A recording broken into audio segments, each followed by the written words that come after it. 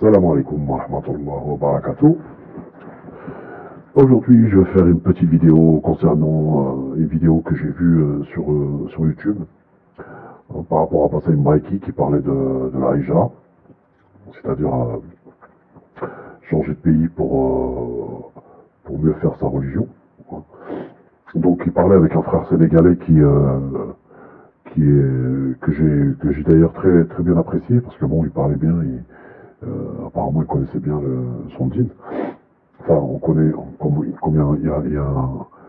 il disait le prophète sallallahu alayhi wa sallam, c'est au moment où tu dis que tu connais tout, c'est là que tu connais rien. Bref, enfin, il connaissait bien son dîn. Et il parlait de hijra, de partir à l'étranger, de faire son dîn. Mais moi, ce que je comprends pas, en fait, les gens qui parlent de hijra, qui sont là, ouais, on peut pas pratiquer notre dîn en France, on est persécuté, il y a du racisme, mais j'ai envie de dire, mais il y a toujours eu du racisme sur l'islam. Alhamdulillah. Tant qu'il y a du racisme et tant que l'islam n'est pas accepté, ça veut dire que c'est la vraie religion, et qu'il n'y en a pas d'autre. Il faut réfléchir. Quand tu es persécuté, quand tu es mal aimé, c'est que tu dis la vérité. Si tu dis faux, tout le monde t'aime, tout le monde t'apprécie. Mais le jour où tu dis la vérité n'est jamais bonne à entendre de toute manière, hein, que ce soit en religion ou autre chose. Donc quand j'entends des gens me dire oui, j'aimerais bien partir, faire ma religion, mais tu vas aller faire ta religion où? Dans quel pays aujourd'hui où il n'y a pas de fitna? Dans quel pays aujourd'hui où il n'y a pas de karita? Dans quel pays aujourd'hui où que les gens pratiquent à 100%? Il n'y en a pas. Il n'y en a pas. Même les pays musulmans, il n'y en a pas. Donc si Allah Azzawajal nous a mis en France, ou il t'a mis en Belgique, ou il t'a mis en Allemagne, en Turquie, en Chine, bah c'est justement parce que Allah Azzawajal, il savait que ça allait arriver. Il savait pertinemment que en nous mettant ici, que ça allait être difficile. Et c'est là que le jeu en vaut la chandelle. Je vais vous expliquer pourquoi. Enfin, moi, c'est ma position personnelle. C'est une position personnelle. Justement, si Allah Azzawajal, il nous mettait dans des pays musulmans, où tout se passait bien, il serait où le jihad nefs? Comment Allah, comment on appelle ça? Comment Allah, il va nous juger? S'il n'y a pas justement, s'il n'y a pas cette dureté de faire son dîn. Alhamdulillah. Jihad nefs, d'abord, comportement. Le comportement, on n'en parle pas de ça. Alors, tu as des gens qui parlent de hijra, mais ils ne parlent pas de comportement. Avant de faire la hijra, il faut d'abord iqra. Avant de faire la hijra, il faut connaître son dîn. Avant de connaître son dîn, déjà, il faut avoir déjà un bon comportement. Il faut être bien éduqué. Parce que tout commence par l'éducation. Tout commence par la lecture. Iqra. Alors, moi, ça me fait rire. J'entends des gens tous les jours me parler de hijra, mais quand tu parles avec eux, tu as envie de vomir. Ils ont ils ont pas de tact, ils ont pas de fluide, ils ont rien du tout. Alors je suis d'accord, faire la hijra, c'est bien. C'est même conseillé par le prophète sallallahu alayhi wa sallam. C'est conseillé. Mais conseillé c'est cas par cas. Tu peux pas faire la hijra comme ça. Tu peux pas laisser toute ta famille ici, c'est pire. Devant Dieu, ce sera pire. Si tu laisses toute ta famille, tu vas faire la hijra et tu reviens, tout est parti en vrille. Tu peux pas. Donc, avant de penser à la hijra, moi je pense qu'il faudrait d'abord déjà qu'on commence déjà par notre comportement. Comportement, lecture, apprendre, politesse, savoir parler avec les gens, avoir le fluide, savoir aussi connaître sa religion. Parce qu'il y a beaucoup de gens qui ne connaissent pas leur religion. Ils parlent de hijra, ils vont parler de Mecca, la Mecque, ils vont parler du pèlerinage. Combien de gens vont au pèlerinage, ils reviennent, ils sont à côté de la plaque? Pourquoi? Parce que le pèlerinage, avant d'aller au pèlerinage, il faut savoir pourquoi tu vas au pèlerinage. Et il faut savoir aussi le bonus du pèlerinage et le malus du pèlerinage. Parce qu'il ne faut pas oublier que quand tu vas au pèlerinage, à la Mecque, hein, c'est un lieu saint. Allah Azza wa Jal, tu reviens comme un enfant. T'es blanchi de tous tes péchés. Mais par contre, chaque péché que tu feras, il sera multiplié par 10 ou par 100, je sais plus. Je vais pas dire de bêtises. Donc les gens, ils pensent qu'en allant à la Mecque et en revenant, ça y est, c'est fait, c'est la Jannah, c'est Firdaus. Jamais de la vie. C'est pour ça qu'il faut faire très attention. La religion, c'est pas un ascenseur. Hein. Tu montes et tu descends. Hein. La religion, c'est comme un escalier. Tu montes des étages petit par petit, petit peu par petit peu, petit peu par petit peu. C'est pas tu montes en ascenseur et tu redescends, tu montes, tu redescends, tu joues au yo-yo. C'est vrai, la foi, elle baisse, elle descend, elle monte, mais pas au niveau zéro. Alors, faut arrêter avec la hijra. On est en France, c'est vrai que c'est difficile de faire son dîne, mais au temps du prophète sallallahu alayhi wa sallam, avec Quraysh, c'était pareil, c'était même pire. C'était même pire. Donc, faut arrêter de toujours dire, ouais, c'est pire qu'avant, moi j'aimerais bien retourner au temps du prophète et tout. Bien sûr, qui n'aimerait pas être avec le prophète sallallahu alayhi wa sallam? Qui n'aimerait pas être avec Ali, Omar, Uthman, Abu Bakr, radiyallahu anhu wa radu'an, Khadija, Aïcha, radiyallahu anhum. Bien sûr. Mais Allah Azza wa Jal nous a choisi d'être dans cette époque-là. Et ben on fait avec ce qu'on a. Et il le voit très bien. Qui est plus confiant et plus voyant à part Allah Azza wa Jal? Personne. Dieu t'a mis dans une situation, c'est pour mieux pour que tu sois encore plus fort dans ta foi. Et pour mieux te guider. La guidée vient d'Allah. La guidée vient d'Allah. Donc, alors, moi ça me fait rire. On est là, on est en France. On a grandi ici. Il y en a qui sont carrément nés ici. Donc, comment tu veux faire pour faire la hijra? Déjà, pour faire la hijra, il faut apprendre la langue. 80% ou 70% des Français, des Maghrébins en France ou des Sénégalais ou des Malis ne savent pas parler leur langue. Premièrement. Deuxièmement, il faut apprendre l'arabe littéraire. Parce que pour apprendre le Coran, pour faire la hijra, il faut apprendre le Coran, il faut apprendre l'arabe littéraire. Troisièmement, avant de partir, il faut que ta famille soit en sécurité. C'est-à-dire, là où tu vas aller, il faut que ta famille soit en sécurité. C'est la première des choses, surtout quand tu as des enfants. Il faut un travail. Parce que tu peux pas faire la hijra comme ça, tu vas nourrir ta famille comment? Donc il faut arrêter de fabuler sur la hijra. Allez apprendre votre dîne, allez changer votre comportement dans les mosquées. Tu vois les gens des mosquées, ils sortent, ils se garent en plein milieu de la route et après ils te parlent de hijra. Le mec, il insulte toute la journée, comme Bassem Braki, il insulte toute la journée les gens de beurette, machin. Après, il vient parler avec un mec qui connaît d'un din, ouais, la hijra. Et le monsieur qui parle de din, moi je comprends pas les gens qui l'appellent, ce mec-là. Je leur dis encore une fois, vous l'appelez, vous êtes dans la religion, vous l'appelez, vous lui faites même pas une nasiha.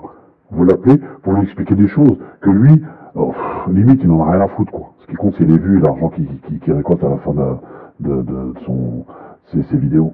Faut arrêter. Donc, moi, je comprends pas. Tout est à l'envers aujourd'hui. Tout est à l'envers, tout est faussé. Essayons d'avoir un comportement juste déjà envers nous-mêmes. Alors l'autre, il parlait des prières de rue, il parlait de guerre, de nazis, quand il y a eu les Allemands, ils sont venus, ils nous sont redevables et tout. Ils sont redevables en quoi? Ils nous sont redevables en quoi? On les a aidés, ces fils habiles-là. Ils sont pas venus nous mettre le couteau sur la gorge pour qu'on aille les aider pour faire contre les Allemands. On a voulu les aider, on les a aidés, basta. C'est Allah qui te donne les hasanat, c'est pas les gens. T'as fait une bonne œuvre, fais-la et oublie-la. C'est pas, tu vas en parler 24 heures sur 24, on les a aidés, ils nous sont redevables, ils nous sont redevables, rien du tout. T'es là, ici, en France, tu travailles, on te paye, t'as un salaire, personne t'empêche de faire ta prière. Personne t'empêche de faire ta prière. Et même quand bien même s'ils nous empêchaient de faire nos prières à l'extérieur, on fera nos prières chez nous. Alhamdulillah, Allah, il voit tout. C'est dans le cœur, c'est ce qui compte, c'est comme ils disent. Il y avait une phrase que j'ai toujours kiffé, hein, je le dis. Ils disent en arabe, comment on appelle, l'ilm, l'apprentissage, al-ilm, shajara. L'apprentissage, c'est l'arbre. Al-ilm, shajara. Ou l'amal, tamara. Et les actions, c'est fruits. Ou l'amal, tamara. Et les actions, c'est fruits. Voilà. Donc, ça veut bien dire ce que ça veut dire. Donc, si ils nous empêchent aujourd'hui de faire nos prières dans la mosquée, il n'y a pas de problème. On se réunit chez nous. On est des voisins, 5, 6 voisins. On prie chacun à son tour chez nous. La religion, la religion d'Allah, jamais pourront l'effacer. Jusqu'à qu'Allah Azzawajal, il en décidera. Inna din, inna al-Qur'an, c'est Allah. Din, c'est à Allah, c'est pas à nous, c'est pas à toi, c'est pas à l'autre. Les paroles sont à Allah Azzawajal. Donc personne ne pourra arrêter le Coran, sauf quand Allah il décidera. Voilà, ça c'est pour rééclairer certaines personnes qui passent leur temps à parler de hijra. La hijra, en fait, ce qu'ils veulent, c'est aller dans des pays où ils vont être libres, où ils vont avoir plus de moyens financiers pour faire leur business, c'est tout. C'est ça, la meilleure des hijra que tu peux faire déjà, c'est de commencer par ton âme. Ton âme, faire voyager ton âme. Fais-le voyager ton âme dans le bon, dans le respect, dans l'apprentissage, dans le respect des parents, le respect de tes frères, de ton voisin, aide ton voisin. Tout ça, c'est du jihad nefs. Tout ça, c'est des hasanat. Tu te lèves le matin, tu vois ton petit voisin, même s'il est français, même s'il est juif, même qu'il soit n'importe qui. C'est Allah qui l'a créé. T'as pas le droit de le juger. T'as pas le droit de le juger. Juge ton âme d'abord. Juge-toi d'abord avant de juger les autres. Juge ton âme. Voilà. Voilà, c'est tout. Avec cette phrase, cette phrase t'apporte tout sur le comportement. Leur cœur est malade et Allah leur ajoute encore plus de maladies dans le cœur. Voilà, tu veux soigner ton âme, soigne ton âme par toi-même. On t'empêche de faire ça, tu peux faire autrement.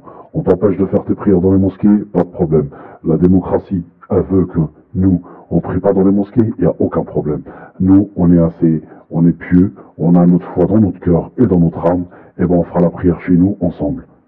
J'invite 4-5 voisins, on prie chez nous, il n'y a pas de problème. Si on doit se réunir pour aider des gens qui n'ont rien, et éviter de construire des mosquées à 200 000 euros, pas de problème. Alhamdulillah.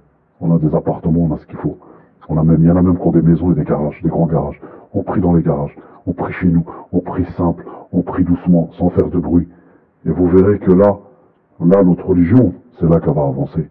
C'est pas en faisant du bruit, c'est pas en priant dans les rues, c'est pas ouais, ils sont redevables, là, on est en France, on a la liberté. La liberté, ok mon frère, t'as la liberté, y a pas de souci. Mais est-ce que tu as la liberté dans les autres pays? Est-ce que tu fais ça dans les autres pays? Est-ce que toi, t'aimerais bien qu'on vienne prier devant chez toi? Est-ce que toi, t'aimerais bien que des Français viennent au Maroc, par exemple, ou en Algérie, et qui viennent dans nos rues, et qui prient leurs prières avec des croix, et qui viennent devant chez nous? Est-ce que nous, on aimerait bien ça? Abadan. Est-ce que le prophète, sallallahu alayhi wa sallam, il aurait été là? Est-ce qu'il aurait accepté les prières de rue devant les gens? Hein? Les gens, ils passent, ils peuvent pas rentrer chez eux. Parce qu'il ne faut pas oublier que la rue, elle a son droit. Et le prophète sallallahu alayhi wa sallam, il y avait une histoire comme ça. Il y avait des femmes qui étaient en plein milieu de la rue, de la rue, on parle de rue, des rues d'avant, c'était de la terre et tout, et il leur a dit quittez-moi cette rue, la rue elle a son droit, ne restez pas au milieu de la rue. Rien que ça.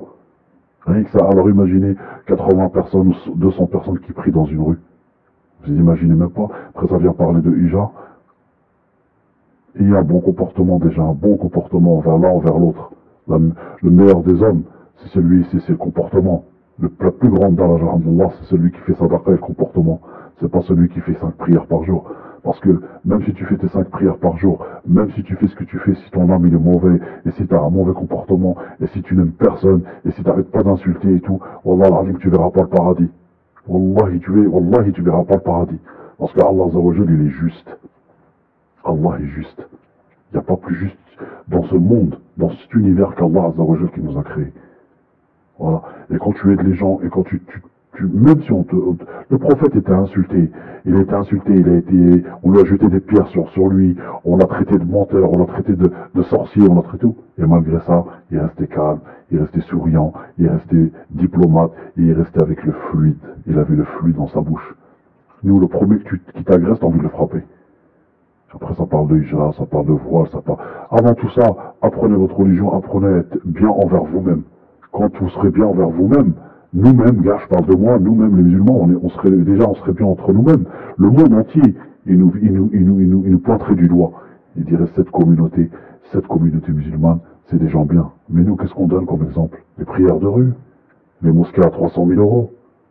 Et après, ça vient parler de hijra. Ah là là là là, Allah, c'est... Wallah, laisse tomber, je